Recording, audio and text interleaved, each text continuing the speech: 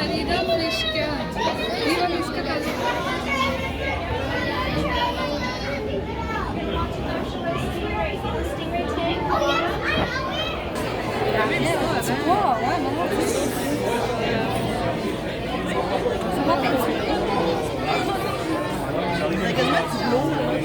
Oui, maman.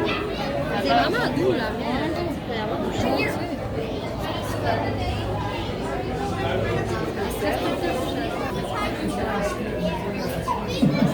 Okay, so we are going to get started. Welcome to our 3:15 dive show. My name is Talia. I am an educator here at the aquarium. And joining us, do you guys see anyone in the tank behind me? Yeah, do you want to point her out? Yeah, right there. That's my friend Phoenix. How you doing, Phoenix? Hi, everybody. Hi, Callie. I'm so glad to see you. Hello, Phoenix. Now, if you guys look really closely, you might notice there is something hanging around Phoenix's neck. She has a very special job for us today. She is going to be feeding our southern stingrays. Now, Phoenix, which ones are our southern stingrays?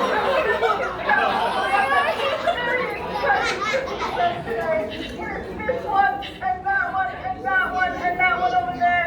All of the big, black, pancake-looking ones are our southern ladies, and they are excited.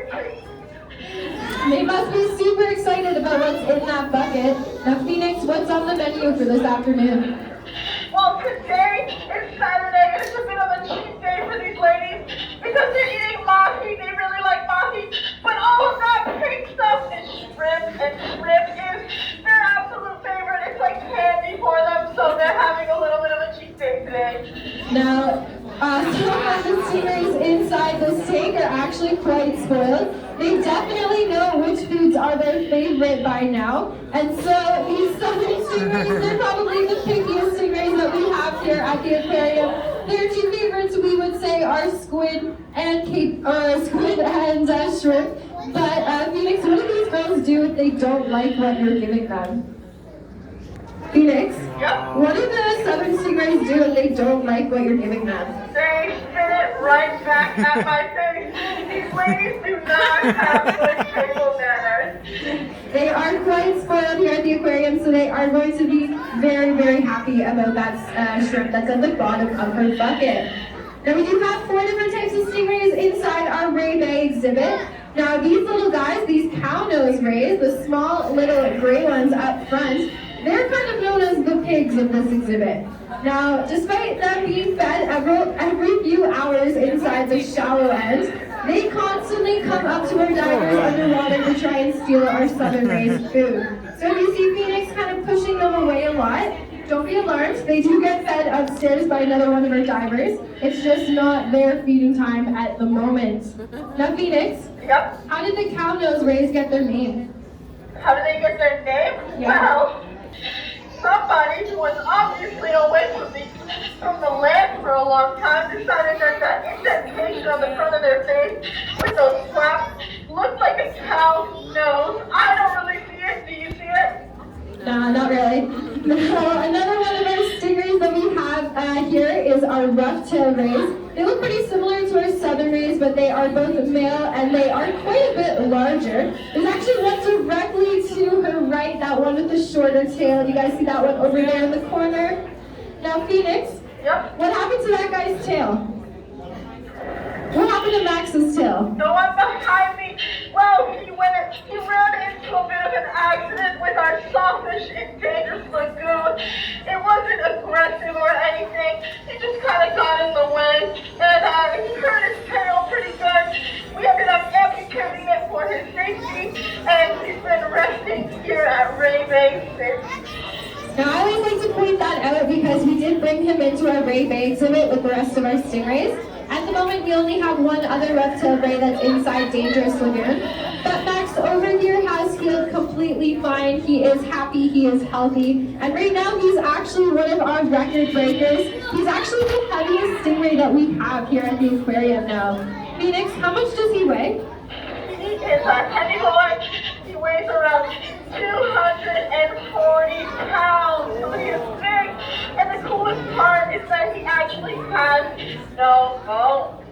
Yeah, so stingrays and sharks are part of a family of animals called elasmobranchs, which means they have some cool things in common. Like they don't have bony skeletons, they only have skeletons made of cartilage. So similar to the stuff that we have in our nose and our ears, it keeps them nice and buoyant, but it also keeps them nice and flexible in the water.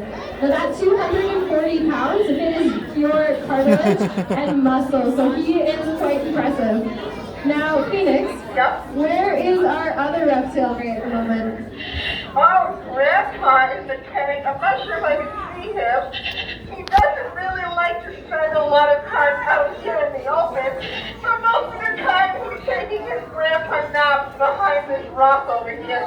We give him his time and his space because he is quite old. Now, he is quite cool as well because he is about in his late 20s, probably around 27, 28 years. We're not entirely sure.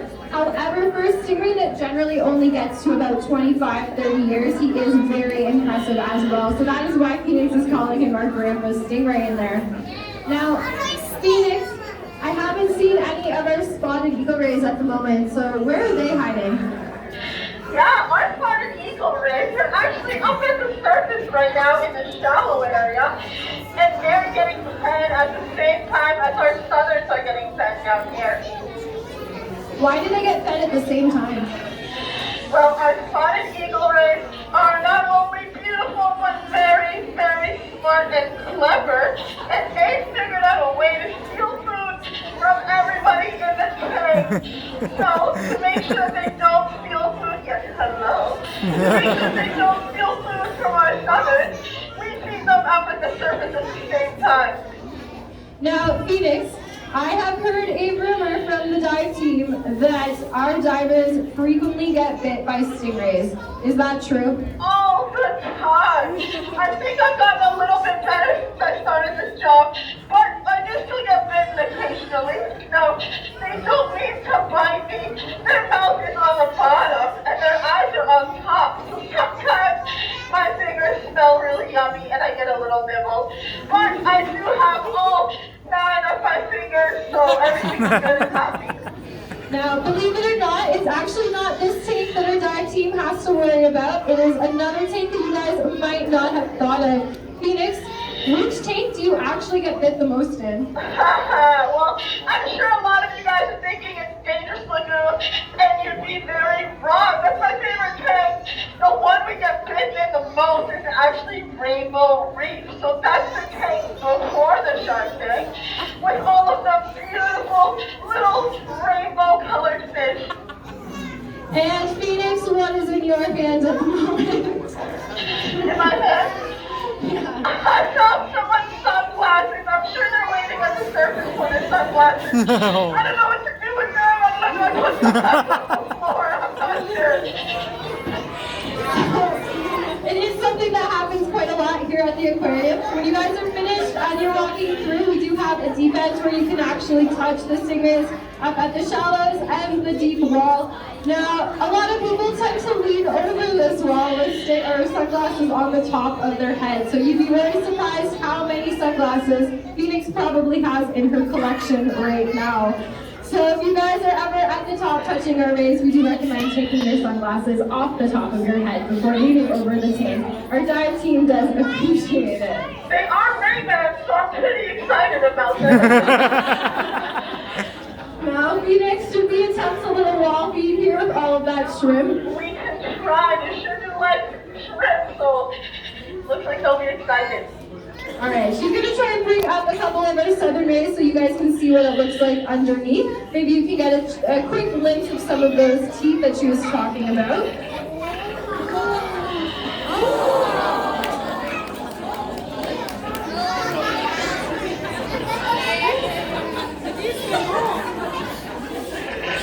Now, Phoenix, if their mouths are on the bottom of their body but their eyes are on the top, how are they finding this food?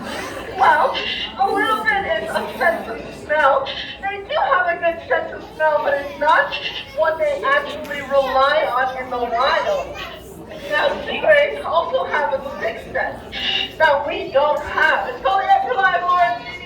The cool thing about the fish that are inside this tank, for example, all of these yellow-tailed snappers that are swimming around the front, Now, they're not supposed to be in this exhibit. They're actually supposed to be in an entirely different tank, the Dangerous Lagoon exhibit with all of the sharks. Now, about 6 years ago when we were getting ready to open, this was the first tank that had a complete filtration system set up and all of the water was ready. And so we temporarily put some fish in here.